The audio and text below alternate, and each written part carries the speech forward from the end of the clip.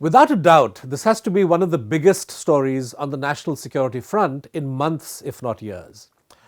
I'm talking about the arrest in Kashmir of Deputy Superintendent of Police Davinder Singh as he was escorting two suspected militants in a car along the Srinagar-Jammu highway en route to Delhi. Singh was arrested on Saturday with Naveed Baba and Altaf of the Hizbul Mujahideen. The fourth person in their car was a lawyer of sorts, whom the Jammu and Kashmir Police, or JKP, are describing as an OGW, or overground worker of the militants. The police say they have also recovered weapons from the car. Subsequently, they raided various premises linked to Singh and made further recoveries of arms. In a press conference on Sunday, the Inspector General of Police Kashmir, Vijay Kumar, said Davinder Singh was being treated like any other terrorist and would be booked under the Unlawful Activities Prevention Act. Now, there is talk of the National Investigation Agency, which is the centre's primary anti-terrorism agency, taking over the investigation, but more about that later. The reason I believe Davinder Singh's arrest is a really big deal is because there are no benign explanations for his presence in a car with wanted terrorists. Something rotten has just been exposed to the harsh glare of the winter sun, of that there is no doubt, and the only question on everyone's mind is just how deep this malignancy runs.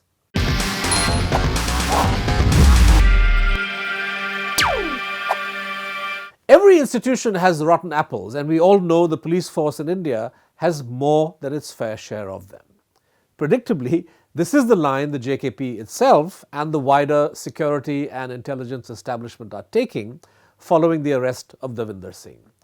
It is much easier to point a finger at a so-called rogue element than to invite questions about the institutional ecosystem which produced him and allowed him to thrive.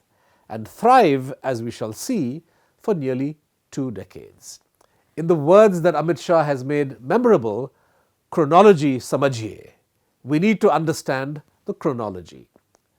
The reason Davinder Singh's arrest has sent shockwaves up and down the security establishment is because this is not the first time his connection with terrorists has cropped up.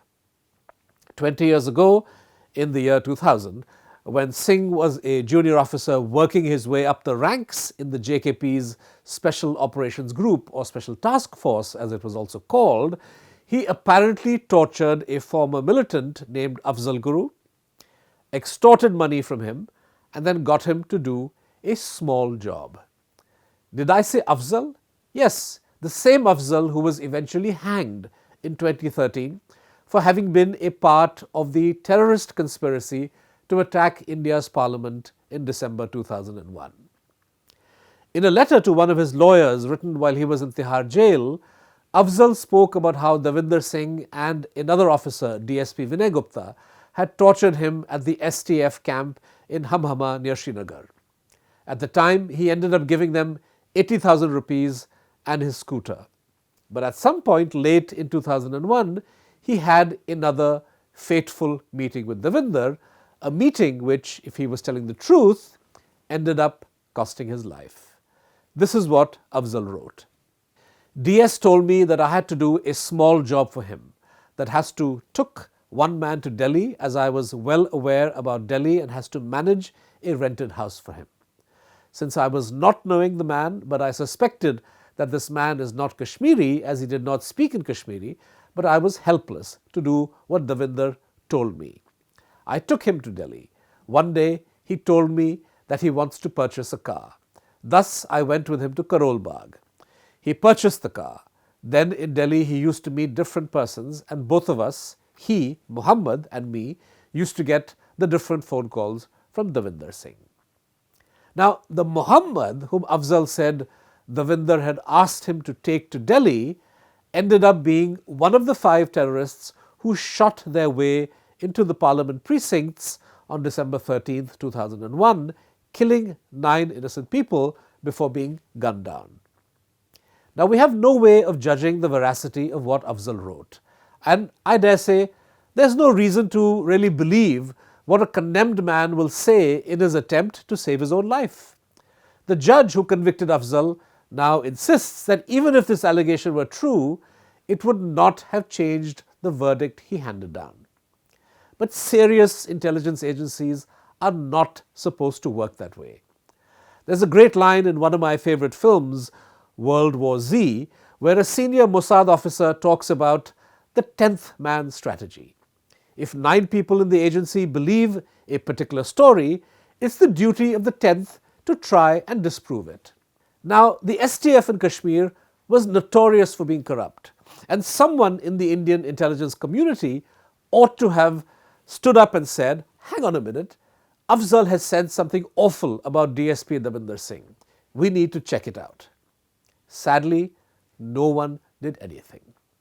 Why didn't they?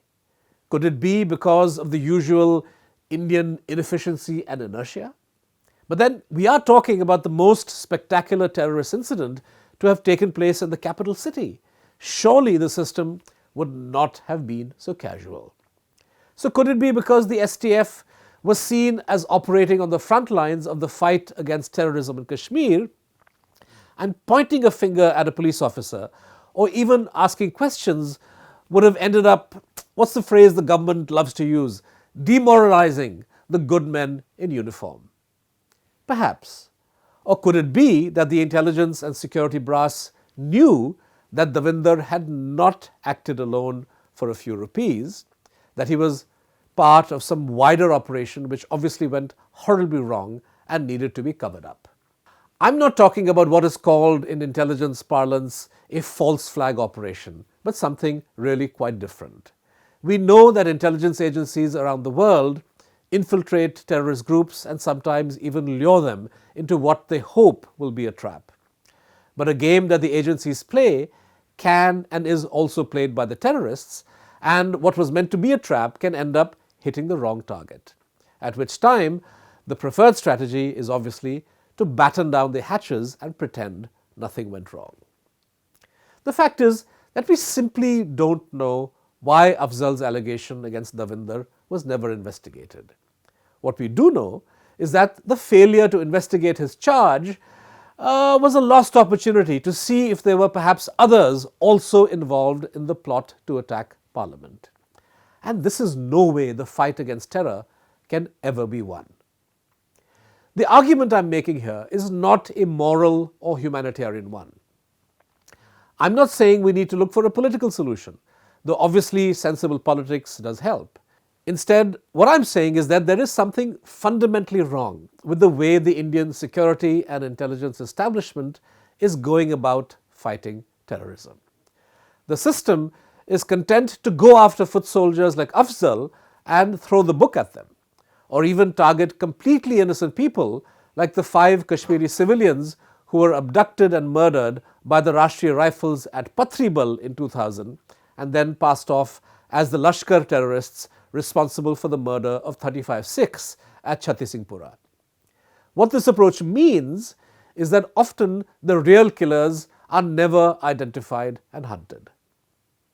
Now, even if we go along with the rogue element theory, the official indulgence shown to individual police or army officers who break the law by killing, torturing and extorting in the belief that their victims are all just bad guys creates a culture of permissiveness in which the state and the country can and do end up becoming victims.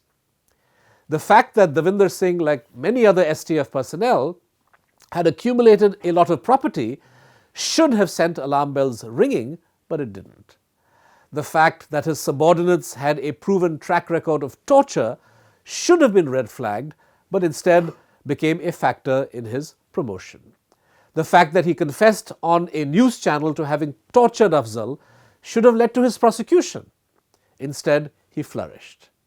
When the allegations of his corruption mounted, he was eventually sidelined, but then mysteriously rehabilitated and posted in a sensitive location. Earlier he was in Pulwama, now he is in Srinagar airport. Irony of ironies, he was at hand to receive and escort the 15 foreign ambassadors during their conducted tour of Srinagar, including US Ambassador Kenneth Juster. And then a few days later, he's caught escorting a dreaded terrorist out of Kashmir for some kind of unknown mission. Why was he helping Naveed come to Delhi, that too on the eve of Republic Day and the assembly elections? The fact is, we don't know. It's easy to say money, but the figure of 12 lakhs being mentioned, if true, is a sorry commentary on the state of India's so-called war on terror.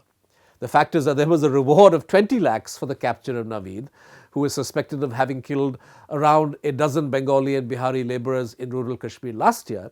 So no, I'm not inclined to accept the theory that DSP Davinder Singh was running his high-class escort service for a little bit of money.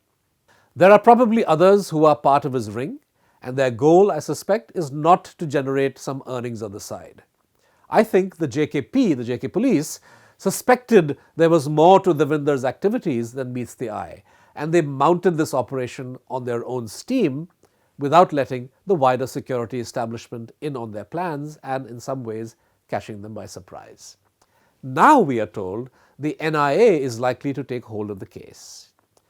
I sincerely hope they do not, because their track record is nothing to write home about. The last thing India needs is a cover-up or a botched investigation of the kind NIA chief YC Modi ran when he was in the CBI and put in charge of the Harin Pandya assassination. This is a story in which the government needs to err on the side of excessive transparency. Now, India never tires of telling the world that the most important global issue is terrorism. I'm sorry, Modi Sahab, Doval Sahab, it was bad enough that you sent an accused terrorist like Pragya Thakur to Parliament. The world went along with that bizarre choice of yours. But at a time when we are being told that Kashmir is on the mend, that the scrapping of Article 370 is the best thing to have ever happened to Kashmir and the fight against terrorism, the spectacle of a senior police officer helping a wanted terrorist move on to his next mission is really hard to swallow.